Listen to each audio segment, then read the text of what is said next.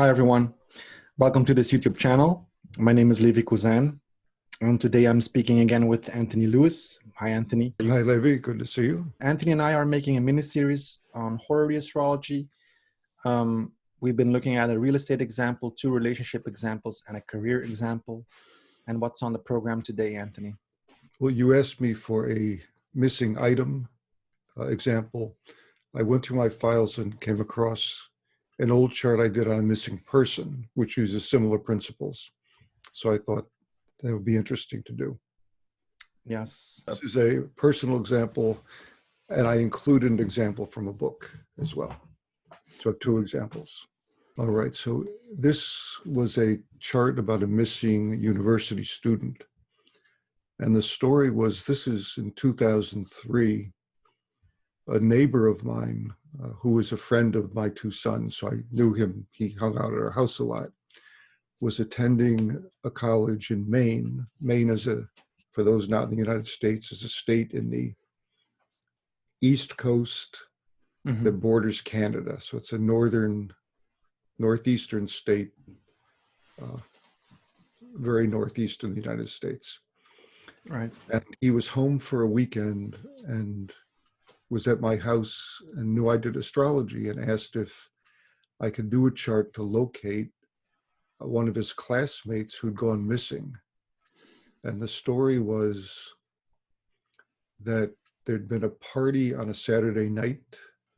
A large group of students attended.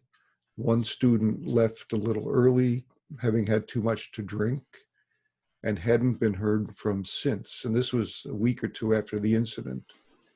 Right. And so there was a lot of concern, what happened to him, where might he be? And so that's the background of this. Okay. So here is the chart. Now this is more an event chart rather than a horary, because for missing persons, the method I like to use is the moment the person was last seen, because that's really the moment they disappeared from human contact with anyone they know, or anyone, period. And there was a consensus at the party that this kid left about 11 p.m. And the story was he'd been drinking a lot, and his friends called him a taxi because they didn't want him driving home or going home unattended. And he left to get this taxi, which was due to arrive about 11. And that was the last anyone's heard from him. Right. And apparently he never got in the taxi. So this was April 26th, 2003. And this is the moment he was last seen. It's a Saturn day. It was a Saturday night party during a Mars hour. So you got the two malefics involved in the timing here. Yes. And what concerned me about the chart also was the Pluto rising on the ascendant. Pluto is one of the modern symbols of the god of the underworld. It's a modern symbol of death, or at least dramatic changes and crises. And it's opposite Saturn, which is a traditional symbol of death. So Saturn's opposing Pluto and the ascendant. To me, that looked pretty ominous. And the ascendant lord and in the 8th house. Right. It's got Sag rising, so it's ruled by Jupiter. Jupiter's in the 8th house. And Jupiter is in Leo, which is intercepted in the 8th. I used Regiomontanus houses following Lilly's method. Lilly used Regiomontanus. Yeah, and also Mars is opposing Jupiter. Right. Mars, the hour lord, is opposing Jupiter. And Mars is connected with Neptune. Yeah, exactly. Which may be associated with drinking symbolically. And the moon is a general signifier of missing persons. The moon is in Pisces, again, possibly suggesting intoxication. And what else do we see here? The sun disposes Jupiter, who is the missing student. So this, and since Leo is in the eighth, the sun kind of co-rules the eighth with the moon, which is the cusp ruler. Mm-hmm. And it's, the sun is coming up to square Jupiter. So a symbol of death squares the symbol of the missing student. So it, to me, it looked pretty ominous. And given the story that the kid had been missing a week or two without a trace, it seemed likely he had died somehow. Yeah. So you say there was, I mean, he was at a party and he had too much to drink. So that could be You know, it was a important. group of college kids on a Saturday night. Probably they all had too much to drink. Yeah, all too much to drink. But it was noted that when the police interviewed the students who were at the party, they all said he had too much to drink, and that's why they called him a taxi. Yeah. And could he have wandered off? Was the surrounding well, yeah, kind of the hypothesis was he wandered off and something happened to him, but they never found him. They'd been looking for 2 weeks at this point. Right, and it was and was there, I don't know, water around or desert? Yeah, well, I'll show you. Let me go through the slides and you'll see, because I have a map of the area. So let's see, we said this Regiomontanus Leo is intercepted in the eighth. Here you can see the eighth Regio starts with Cancer and ends with Virgo. So Leo was completely contained in the eighth. Eighth, yeah. And so I put up a slide just to show Regio houses, how they're constructed. Yeah. This is an aside. This is not essential. Here's the meridian of the location, this blue line. Mm-hmm. The line in the middle, or the circle in the middle, is the horizon, the individual's horizon. The red line is the ecliptic.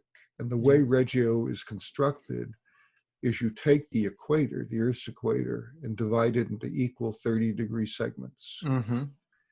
And then starting with the ascendant.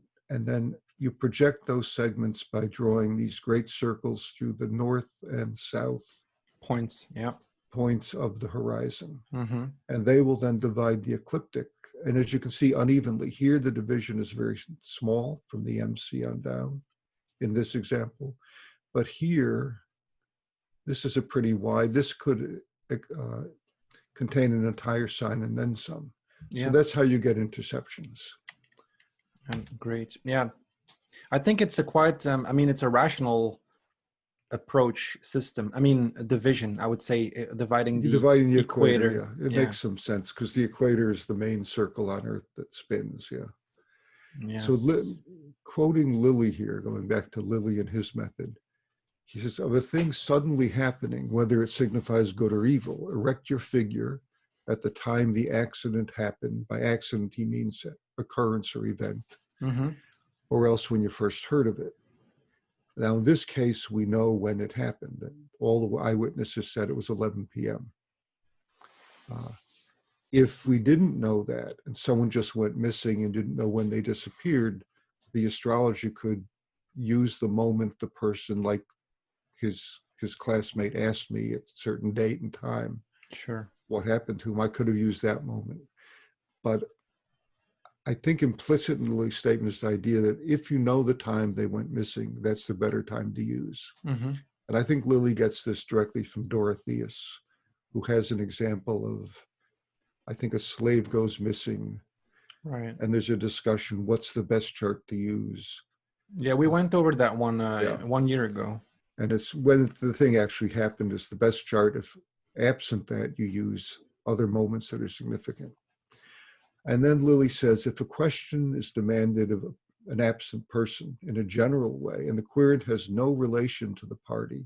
Now, in this case, it was a classmate, but they weren't particular friends, or they didn't have any special relationship. So I took this as a general somebody's missing question, rather than trying to do derived houses and say, well, the querent is the first house, his classmate must be whatever. Yeah. Mm-hmm. And Lilly says to do this in a general sense, if someone's missing, the first house is the missing person, the ruler of that house is the missing person, and the moon signifies the missing person. Okay. Right. So those are the principles I'm following. Mm-hmm. The story, I think I went over this. He went missing about 11 p.m. It was in Maine, and it was in a coastal area. I'll show you the map in a minute. He had too much to drink. The question was asked by a fellow student. Okay. So the university town is this town in Maine. It is on the coast. And so I think the Yes. university is somewhere in this area. This is the downtown from Google Maps. But the party was over in this area All right. along the Yeah. beach somewhere. Mm-hmm. And according to the newspaper reports, it was in Biddeford Pool, which is a large tidal pool off Saco Bay. Right. So the how mouth- long was he already missing? The moment you got the question? You know, I think a couple of weeks. Yeah. Okay. So Or at yeah. least, probably at least a week, because he went missing April 26th. It was a week or two, because my neighbor was home for the weekend visiting his family. And so it wasn't the same weekend he went missing. It was at least a week, but I think more like 2 weeks later. I didn't write down the time I got the question. Police did a search of the area, and they'd been searching for at least a week or longer when he asked me. There was no trace, no sign of him. It was just, he disappeared. They didn't know if he went off somewhere, he went to another part of the country, or if, they just had no idea. There was really no trace of him at all. Yeah. Okay. So here, some of my thoughts about the chart. We've said some of these already. The sun applies to and disposes Jupiter, which is intercepted here. I find interceptions often, when they often occur with Regiomontanus houses, and they often have something to do with something that's concealed or hidden. I guess because the sign itself is concealed in the house between two other signs. Yeah, you look at it like that. I would say, the ascendant lord is in an 8th house, which is a hidden house. The 4th, what is the 4th house here? Oh, moon is in Pisces. Well, the fourth house, yeah, which is the Regio house is the Aries here. right. It's the These are house. proportional Yeah. houses. The whole sign would be the Pisces. Yeah. Yeah, if we could take that into consideration as well. Yeah, I look at both whole sign and the Regio because I think because the both moon give is exactly information. square the ascendant in the 4th sign, and the moon, I mean, the 4th is always a 4th. In this case, a 4th sign is also something that is hidden, and the 12th lord Mars is also aspecting quite strongly the ascendant lord. So we have 3 hidden connotations, and then Saturn on the 7th house, which is also far away and a natural indicator of problems. Right. And if we take the moon, as Lilly does, to be a signifier of missing persons in general, the moon's next aspects are the square to Pluto and then to Saturn. And it does it from the 4th whole sign house. So that could show a difficult ending related to water, actually, with the Pisces. Yes, and also and possibly to alcohol. Yeah. To alcohol. The 10th cusp lord is Venus, which is the thing that would be appearing, right, and which is exactly on the 4th cusp, which is also on the 4th below Regio cusp. Yeah, it's 6 to 10. Yeah, it's within 4 degrees. Yeah. All right. Mars, as you said, rules the 12th cusp and the 12th whole sign, and it is opposing the ascendant ruler. So again, he plays a role in his disappearance, probably the excess drinking. And I thought it was significant that Mercury had just gone stationary, retrograde, I believe. I'm not sure what the significance would be in this case. But, yeah, it's the 7th lord. What is Mercury ruling besides that? So 7 and 9. So the Sag ascendant ruled by Jupiter, as well as the moon signify the student. The moon rules the 8th house of death. Yeah. So that's also significant. The moon rules the 8th as well as the missing student, and it's coming up to square Pluto and Saturn. So that's a bad sign, I think. There's this T-square formation. Jupiter, the ruler of the first, is intercepted. He may be concealed or cut off from view in some way. Yeah, and also the water signs are quite involved. Okay, now we generally in Horary look at the flow of aspects of the moon to see the flow of events. And so I listed the moon's aspects here. Actually, I listed all the aspects. Starting at he disappeared at 11 p.m. Well, the moon went stationary retrograde in the morning that day. So he's he's at the very beginning of a Mercury retrograde period in which Mercury is stationary retrograde. Right. The moon's next aspect after the event is the square to Pluto. Then it sextiles the stationary Mercury, and then it squares Saturn. Then it leaves the sign, goes into Aries. And here, thinking about the Mercury, it occurred to me Mercury could be news, communication, news about the event. Mm-hmm. And so there was a possibility we'd hear something about him when this, at least symbolically, moon sextiled Mercury. And that the moon is at 1827, Mercury is at 2032. And so that's just over 2 degrees. I think Mercury receives the moon from its debilitation sign. Yeah, that's true. And Mercury is the 7th lord, which is the house, of course, the lord of death and the lord of Saturn. Right, so there is that connection. It is a sextile, but it's still a strong connection. Yes. And it's considered unfavorable. Right, with the lack of reception. And the moon I was looking at Mercury as communication and thinking that it'd been a week or two already, that this might mean we wouldn't hear anything for about 2 months. The moon was cadent and in a mutable sign and applying to a very fixed stationary Mercury. Mm-hmm. That maybe within 2 months' time, we should find out what happened. That was my hypothesis. Yeah, like 1 degree per month. Right. Symbolically, 1 degree is 1 month, 2 degrees, 2 months. And this is 2 degrees and a teeny little bit, so 2 months in a few days. Right. So you mean the moon as the person missing, approaching, that Mercury? Well, no, the moon is just the general development of events. Yeah, but it would also be that coming to light and be communicated, represented, or symbolically by Mercury. Right. And Mercury is disposed by the Venus, which rules the 10th, so could be coming to light in that sense. Yes. This is just the aspects listed again. We already went over this just to see what happens. Right? Mm-hmm. The same as the last slide. This was the table basically from Lilly I was using. So Lilly says if here that the moon is cadent and it's mutable, so it could represent months with a sequence of days, months, years, days, weeks, months. If it were a longer period, if the question suggested it could be years, they would have used weeks, months, years. But in this case, it's probably months because they're actively searching for him. Yeah. Okay.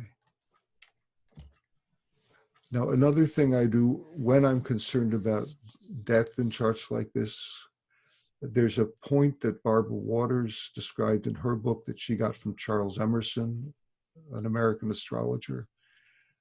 It's kind of like an Arabic part or a lot, but it's a modern one that he discovered in his researches. He called it the death point or the point of death. Mm-hmm. It comes out to 18 Libra 38. It's a very useful part. It's very accurate. Usually it's not 100%. It doesn't happen 100% of the time, but when it occurs that this part, Emerson's point of death, is in a chart of person who has died, and that's part of the question. Usually there's a very exact or almost exact aspect to one of the significators. Yes. Almost exact within a degree or less. It's usually pretty obvious. It's good to use the antisia and contra antisia. Mhm. with these points as well. So And perhaps we could. I didn't in this chart. But Oh, yeah, that's fine. We can just check it yeah, out if it's actually right. playing. But in this case, the moon, which is the ruler of the eighth, so it's a symbol of death by ruling the eighth, and a ruler of the missing person, is almost exactly quincunx, 150 degrees from this 18 Libra 38. Right. Where's the chart? Here's the chart. So the moon is at 1827. Emerson's point of death is 1838. So that's 11 minutes of arc. That's pretty exact. You can't get much more exact than that.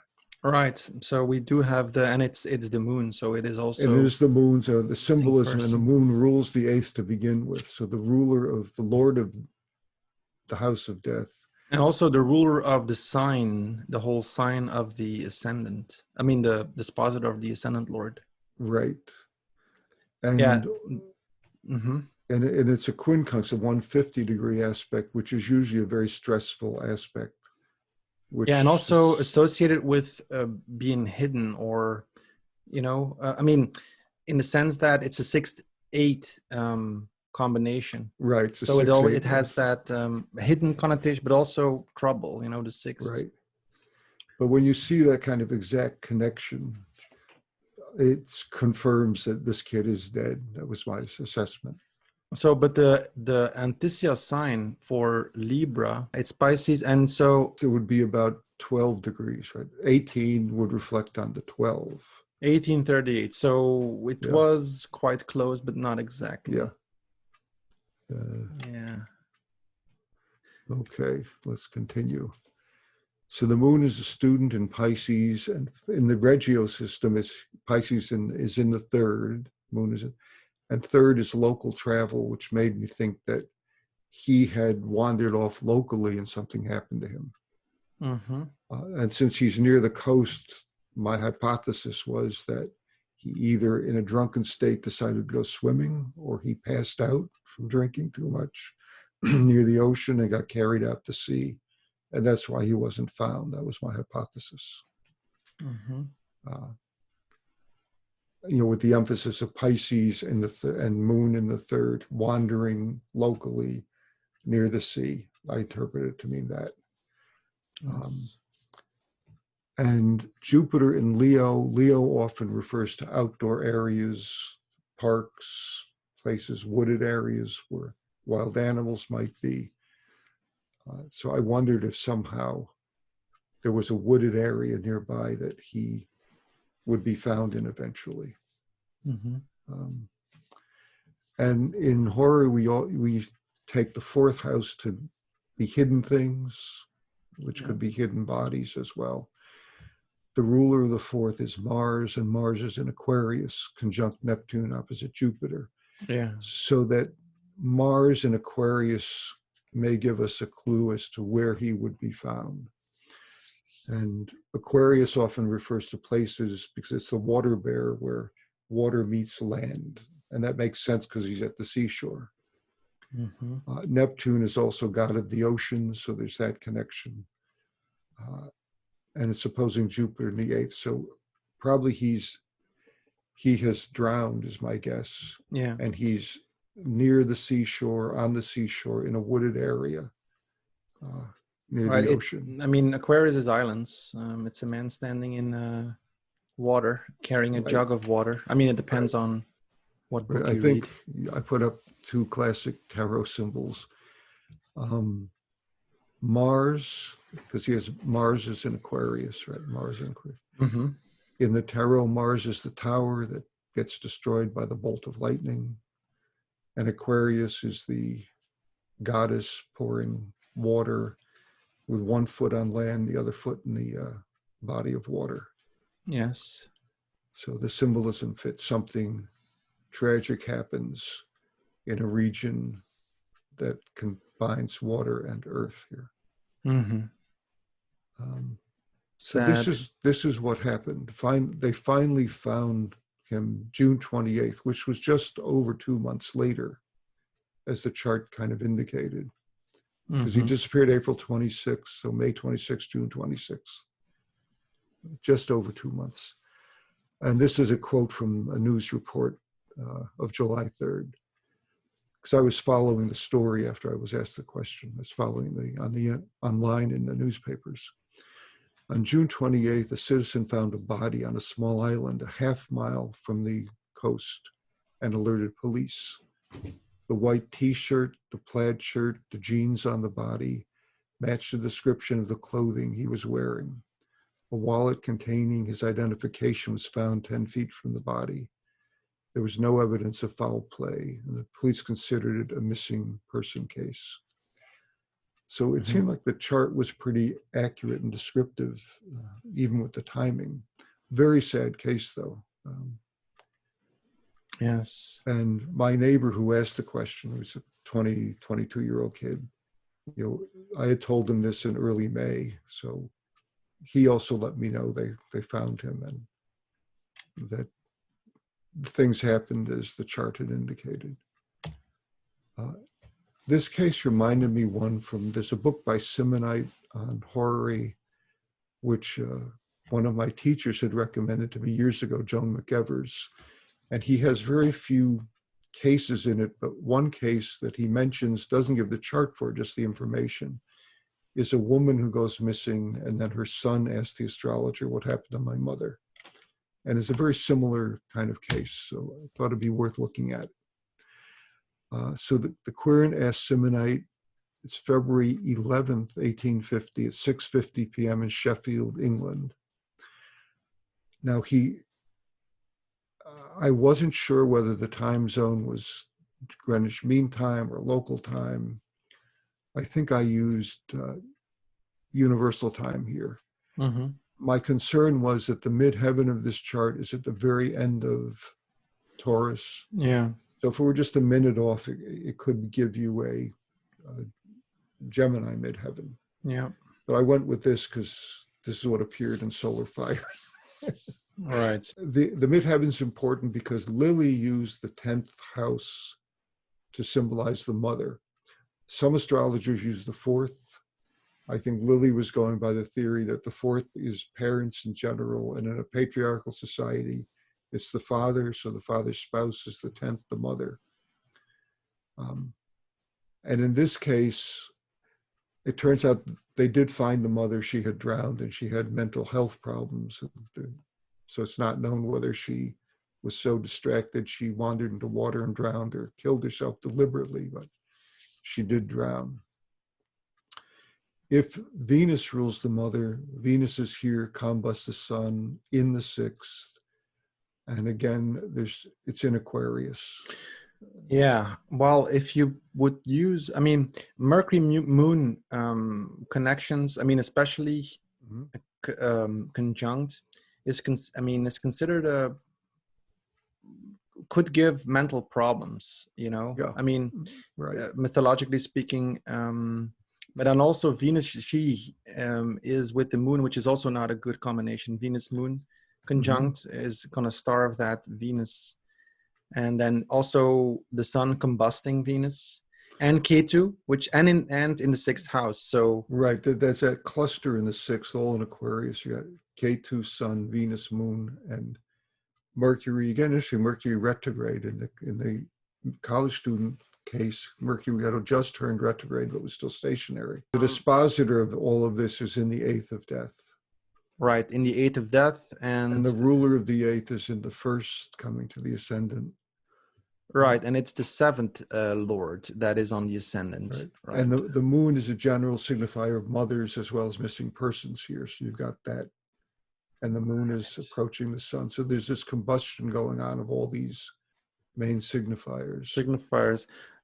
I constantly see when we go over these examples, and we have been going through quite a few, that the 2nd and the 7th as maracas, because they are considered, the 7th death, the 2nd is also, from the classical point of view, also not a favorable house. Here you see Mercury also connected to, the body of the mother, and the 7th Lord Jupiter is on the ascendant as well. And then the Lord of the 6th and all these planets is in the 8th house, Saturn debilitated. Right. Yeah. So doesn't look very promising. Right. And again, she was found, I don't know if it was a river or a pond, but she had wandered in and drowned. They found her body. Again, Aquarius. The Aquarius. And what did I say here? So Lilly used the 10th for the mother. Simmonite included the moon as a signifier of the mother, as well as missing persons. Moon and Venus are both in Aquarius in the 6th and combust the sun. And Right. so Simmonite used that to think she's probably died because of those factors. Interesting. I'm just looking here. Okay, and I wanted to add that in this chart, for those who use the 4th house for the mother, which many astrologers do, Mars rules the 4th cusp in Scorpio. And Mars here is applying to Jupiter, which rules the 8th cusp of death. And Jupiter, I think, is retrograde. Yeah. And so they're mutually applying to a square, again, indicating that the likelihood of the mother's death, or at least some difficulty she's going through. Yes. I think, the sun, Venus was the mother, or is the mother. The sun is also the 12th lord connected here and combusting at the same time. And then moon Venus is not considered favorable, and then Mercury moon. Yeah, so, and the 8th lord is, all right, the 8th lord is Aries. Yeah, exactly. And the dispositor of all these Aquarius planets, Saturn, in the 8th here. Yeah. So he thought she was probably dead and near water, and the water comes from, well, let me just read this here. Simmonite, Jupiter rules the 8th of death, Pisces on the cusp, and lies in the 1st. Mars rules the whole sign, 8th of death, because Aries is the 8th whole sign. He didn't use whole signs, I just added that, because a lot of astrologers do look at whole signs. Yeah. And so Mars here could be a ruler of death from the whole sign perspective, and lies in the 10th of the mother. Saturn in the radical 8th rules the radical 5th, meaning that he's using derived houses here. If the 10th is the mother, the 8th house from the 10th is over here is the 5th house. It has Capricorn on the cusp. Yeah. So Saturn symbolizes the mother's death as the 8th of the 10th. And it occupies the radical 8th of death. So again, this repeated death theme. Yeah. If we use the 4th for the mother, I already said this, Mars then rules the mother, and Mars squares the Jupiter, which rules the 8th. So again, this chart looks fairly ominous. Aquarius is prominent in this chart because we have this huge cluster in Aquarius. Simmonite writes, the mother was found drowned, her mind at times insane. Manilius considered the signs of Saturn, Capricorn and Aquarius, to be what he called amphibious signs, related to both water and land. Yeah. In his poem, he writes, some signs there are betwixt and between of a middle dispensation, since Capricorn's nature is compromised by its tail, and the waterman by his stream. They are signs in which water and earth are mixed and even compact. The idea being that Aquarius is the water bearer, so he's pouring water onto the earth. So there's this combination of water and earth.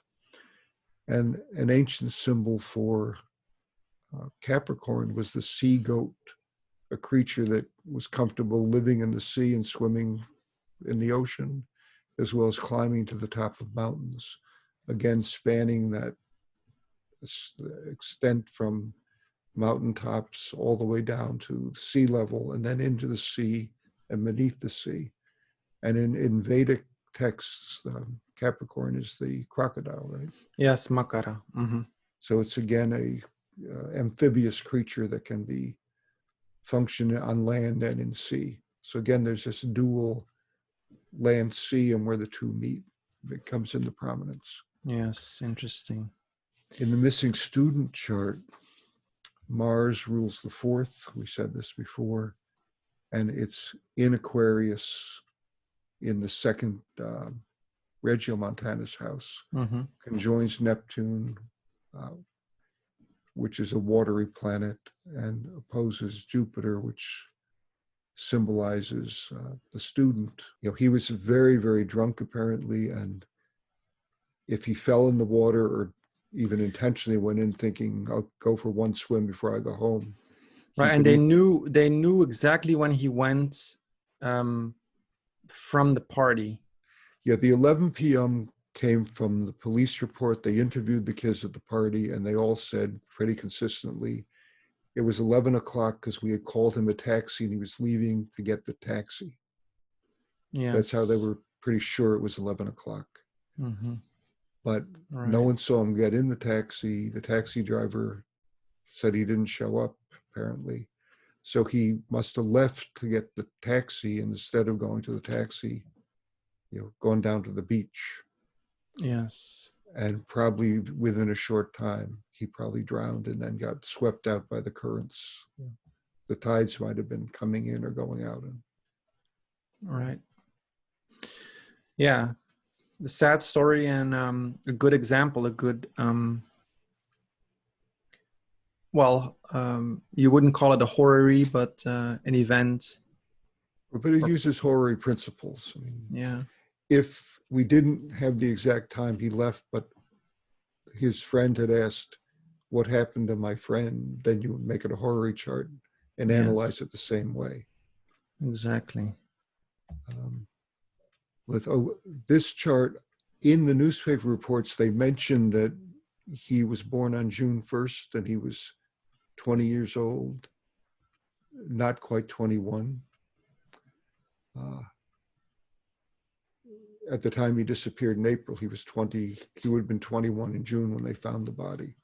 So we know he was born. We don't know the time of birth. I'm just going by the date of birth.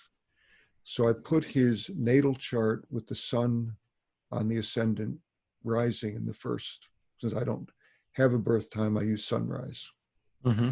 And then I did a solar return for this sunrise natal chart. And so this is the solar return for this year, 2002, 2003, that would have ended June 1st on his birthday.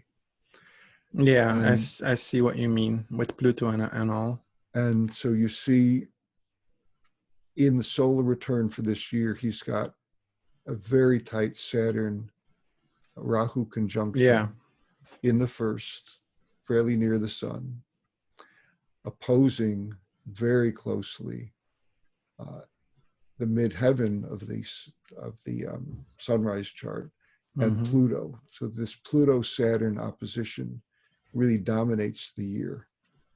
Yes. And the other thing I noticed was that Rahu and Ketu in this chart, you may not see it here, I think they were stationary. Right. And yeah, that's not a good omen either. I find when that happens in a solar return, it's usually a year of dramatic and often difficult changes and transformations, sometimes of accidents or health problems. And in fact, I think that, here here's the ephemeris for June 1st, his solar return date for this year.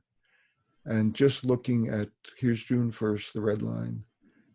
His nodes on June 1st are 1752, and they're really stationary. They don't move from 1752 for 1, 2, 3, 4, 5, 6 days. So he's in this stationary node period. Mm-hmm. And I find when that happens in solar returns, it's usually a difficult year, and people need to be cautious because they can have accidents, health problems, things like that. That's a pretty consistent finding. Anything else in the solar return? Can you switch to the solar return again? Yeah. I can. So the outer is the solar return for sunrise based on the birth date at sunrise, since I don't have a birth time. Right. So, But it's also significant. The Venus in the solar return is exactly on the natal nodes. Venus in the disappearance chart was the 8th, it's the 10th ruler. I'm not sure what significance that has, but that's a very tight connection. But I find the sunrise chart's a good generic chart when you don't know the actual birth time. Yeah, well, it gives a quite direct picture with the Yeah. Sun, Saturn, and opposing Pluto. And also, I the guess, ascendant Lord is in the 12th house. I mean, the Lord of the Sun, of the vitality, of the power, of the life, is in the 12th of the solar return. And Saturn is on the ascendant Lord, right, with Rahu, and then again also opposed by Pluto and so on. Right. Interesting. Right. But I was just impressed by the Saturn on the nodes opposing Pluto. Quasi exact. In the solar return, that becomes the dominant aspect that colors the whole year. And also the 7th is, the house of death. Right. Yeah, Neptune is also there, kind of hiding things perhaps. Ketu would do that. I would primarily look at Ketu as being something that is unclear. Mm-hmm. A missing body and so on. Right. So let me see. And this is the last slide. This is a book I'm working on with Llewellyn Publications on finding lost objects and missing persons. So Great. This is currently a project in progress, and if all goes well, it should be available the end of this year, the beginning of next year. That's wonderful. And you already wrote a book about Horary astrology quite some time ago. Many years ago. Yeah. Yeah. Is it still in print, and do you still sell it? It is. It's still in print. Yeah. Okay, cool. And also, people can reach you. Can people reach you? Do you actually do readings for? I mentioned that in one of our first videos that you actually just do it for friends. And I'm not looking for clients. Periodically, I do readings, but I'm not advertising that. I'm mainly interested in, since I'm retired now, mainly research and reading and study. Yeah, but you do have a blog. So what it's? I do have a blog. Yeah. Yeah. So can you say it? It's at WordPress. I think it's Tony Lewis at WordPress.com. If you search for that in Google, you'll find it. Yeah, I'll just put it in the end, always at the end of the video as well. Okay, so I think that summarizes this. Let me stop sharing. Sure. It was an interesting chart and a difficult example. I don't like these types of examples, especially when they look so sad and ominous. Yeah. Sure. Thank you very much, Anthony, for your time and effort. Sure. And we'll speak soon. See you Bye. soon. Okay, bye-bye. Bye, guys. Bye.